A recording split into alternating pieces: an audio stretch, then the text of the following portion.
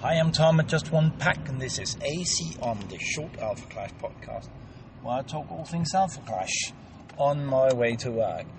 And oh my, there is a setup for the next couple of months, or the rest of the year really. Loads and loads to talk about. The main topic, hopefully in time as well, is the spoilers we had during the last week. I want to focus in on Shadowlight and put it in a bigger context, but I have to do a few other tidbits before we go into that. So let's dig in. Besides all the spoilers, and for anyone who has not been following along, the next set coming out in November 8th, I think, is Genesis Return. Genesis Returns is still in spoiler season. I think it runs to something like the start of October or something like that. And then there will be a pre-release sort of game. It's going to look much better. We're going to go into that, but there is a few other milestones for this game. So if you don't know, if you're new to TCGs or have always just played the one, whatever that may be, and just recently started being more interested in Alpha Clash, there is sort of a 2-year curse for TCGs. That they live about 2 years, so the fourth set, and then they vanish and dies. Sometimes without a trace, or without any sort of warning. If Alpha Clash goes missing after set 4, I would be very, very surprised, and they are certainly going out with a bang. I don't think they're going anywhere. Here's the thing. They announced in this week the very first Clash Con. So that's a conference for only Alpha Clash. They are not a sideshow to anything. If anything, they're a sideshow to themselves here. So the Clash Con will be in December, in the 6th to the 8th in Charlotte, North Carolina, if I remember correctly. Still pending whether or not I'll go, because that is a bit of money to go there. But if you have the chance, go. For what they revealed so far, it's going to look amazing. Talks, the possibility to trade cards, and as a few side events and stuff like that. And if you're going to go, there's a Pro Tour if you already have an invite. I think that would be a massive success. The first ever Alpha Clash only con on what I suspect is a more or less international scale. Absolutely amazing. I think it's a really, really important milestone. Hopefully it will not be the last, and I hope it will be a great success. It is also the venue for the Pro Tour, as I mentioned. So you not only get to spend a weekend talking Alpha Clash and playing Alpha Clash and seeing Alpha Clash and listening Alpha Clash, you can also go and watch the very best play if you're not in it yourself. So that's one thing. That's December. What about the rest of the year? Besides the set coming out in November, I think 17th or 19th this month, the board game Cosmic Conquest is launching on GameFound, and if you haven't seen that already, go to GameFound. I'll leave a link in the description of this podcast, as well to the ClashCon, of course, for news about that. Go follow that, give it a like. There's quite a few who've done that already, and it's sort of a good gateway drug, and also a gateway drug for becoming more engaged with the Alpha Clash universe. And also, it's such a cool extension. It's such an obvious extension. Comic book, novel, card game, board game. You sort of wonder what the next thing will be. Well, maybe we'll dive into some predictions later, but not in this episode. So, board game next month, board game this month, sort of a cool down period with the rest of the spoilers, then a pre-release next month in October, new set November, ClashCon in December. Yeah, that's pretty much... we're not running out of stuff to talk about, are we? Anyway, that was a bit I had to get out of the way. Amazing news, lots of news from Rising Empire Studios. And then there were spoilers this week. I've already touched last week on Kagan and all his contender weapons. Of course, he keeps getting stronger, and a new token, which sort of ruined a plan I had, but, well, there you go. A new token with a 10/10 Draken token, which is bonkers. Maybe later we'll get into that. Right now, I want to touch on Shadowlight, because I think Shadowlight is, at least to my... to what I've seen, is the first slow build of a character in gameplay wise that really comes to fruition now. Why am I saying that? Because Shadowlight as a card and has been around since the Kickstarter, since the Awakening. The first cards came in the Awakening, and they sort of built from there. Every set had a new Shadowlight, and with small hints to what we're seeing now. I think no one could have predicted the dual-sided Shadowlight contender. So I'm not even going to pretend that was a hint.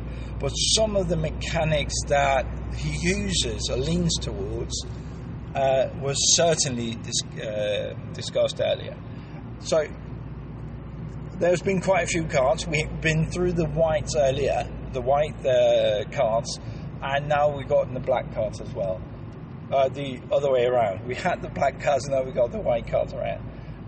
But there's been black and white cards before. So some of the mechanics that is new, and well, the mechanic is not new, but what we can use it for is sort of new. So, one thing is when you have this flipping of contenders, that is completely new because you never had a dual side before. And I was looking at the contenders back when they were spoiled, thinking that will be a hard thing to manage. Also, it would be quite expensive to gain any big value from, having to pay every time you flipped him. You could do it any number of times as long as you have resources for it, but the benefit will be diminishing. Now, then the black card came, and there were mechanics in that to flip the contender, which already hinted at that you could do that. And now we got the white card, and of course there's more where you don't really want to pay the one, pardon the pun, you don't want to pay the one to flip the contender necessarily. You want it to be something else you do that makes it flip to the right side, that then lets you gain some benefit. So let me give some examples. There is a clash buff, and I thought this is the first Shadowlight clash buff, but of course it needs a clash buff. Every contender needs a clash buff. It's called Eclipse Form. It costs a single, and you may only play it when you're playing Shadowlight. And it says target clash card gets -3, -0, and then you draw one card. So for a single, you get to draw a card and give something else -3, -0. Great. That plays into a lot of the other cards we've seen previous with Shadowlight, where you sort of evade taking damage. But this is much cooler because it also says you may flip your contender. Now, if you flip your contender to the bright beacon side, the white side of your contender, you may switch an attacking clash card's you may switch a clash card's attack and defense power.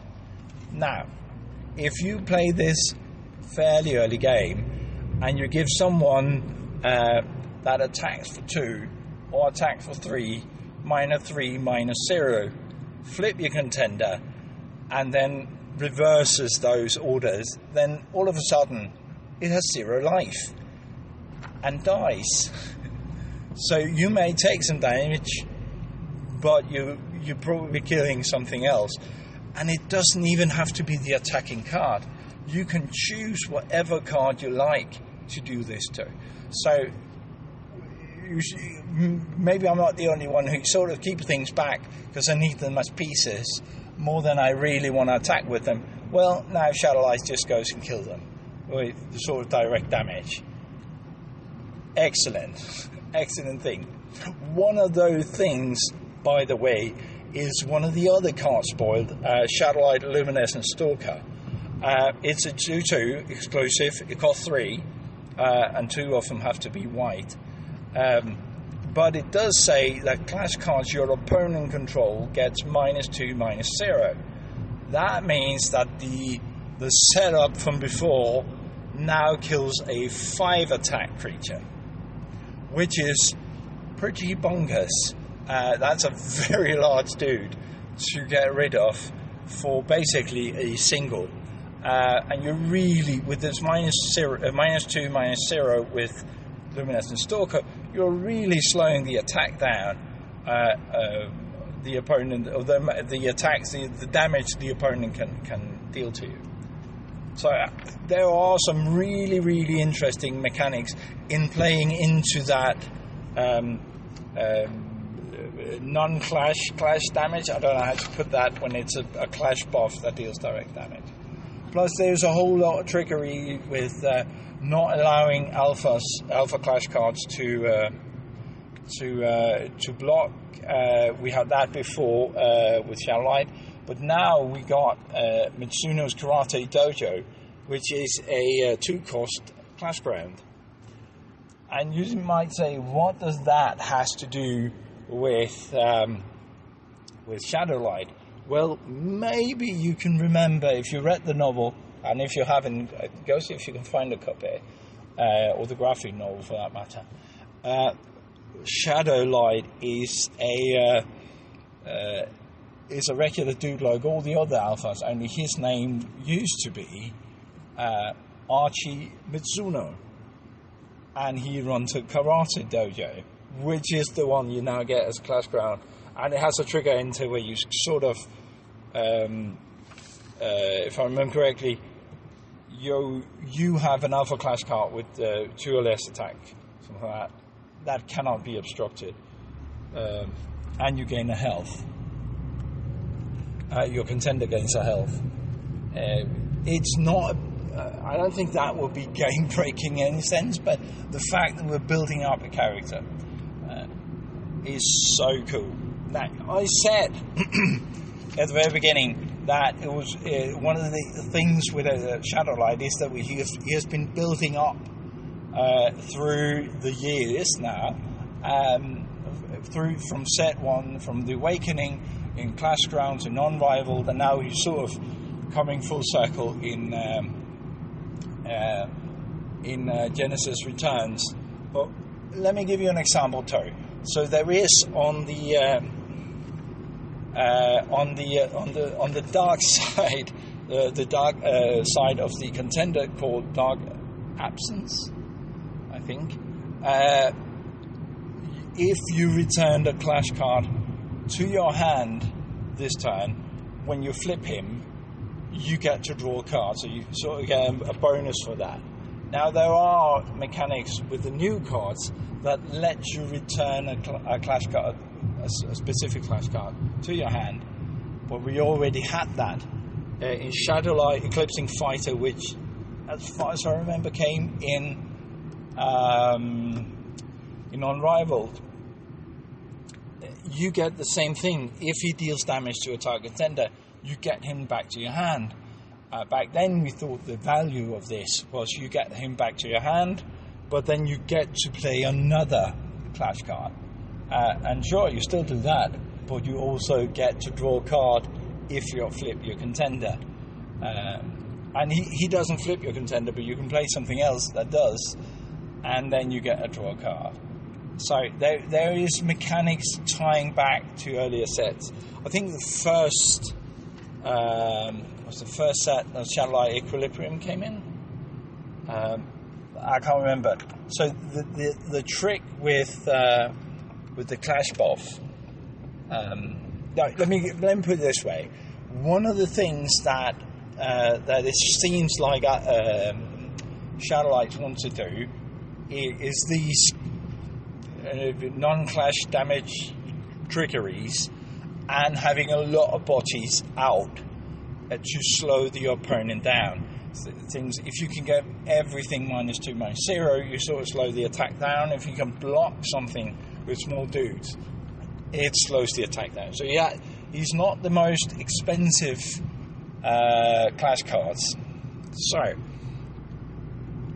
having a lot of those out, going back to, I think, Clash Grounds, but don't hold me to that.